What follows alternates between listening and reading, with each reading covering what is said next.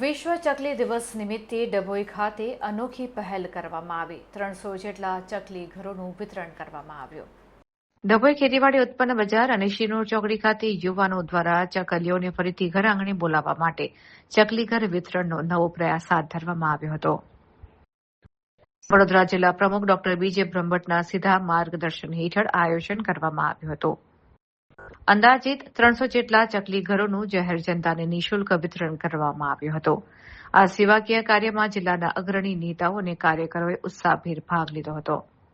બદલાતા સમય અને પાકા મકાનોને કારણે તેમને માળો બાંધવાની જગ્યા મળતી નથી, ત્યારે આ નાના પ્રયાસથી લોકોને અપીલ કરવામાં આવે છે કે તેઓ પોતાના ઘરે આ ચકલી ઘર લગાવે, જેથી ફરીથી ચકલીઓનો કિલકિલાટ સંભળાય।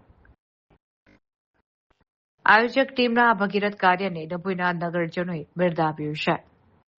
તો ઉનાળામાં પક્ષીઓ માટે પાણીના કુંડા તેમજ ચકલી ઘર રાખવાના શપથ પણ લીધા હતા।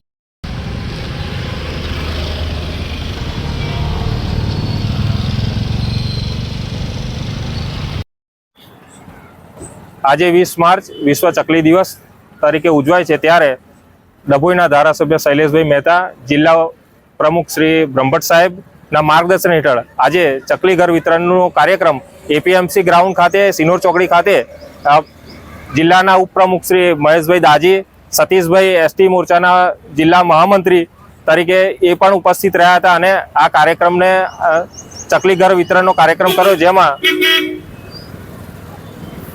જેમાં ચકલી ઘર વિતરણ કરવામાં આવ્યું। એમાં ઘણા બધા ભાજપના કાર્યકરો અને સામાજિક કાર્યકરો પણ ઉપસ્થિત રહ્યા હતા।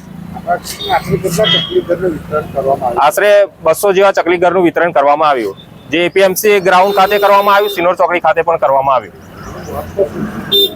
ચકલી આપણા આંગણાનું પક્ષી છે, જે હવે બહુ ઓછું દેખાતું થઈ ગયું છે અને ગરમીના કારણે એને આપણા આંગણે ફરી બોલાવવા માટેનો એક પ્રયાસ તરીકે અમે ચકલી ઘર વિતરણ કર્યું, જેથી આપણા ઘરે ચકલી ફરી પરત થાય, એ હેતુથી અમે ચકલી ઘર વિતરણ કર્યું છે।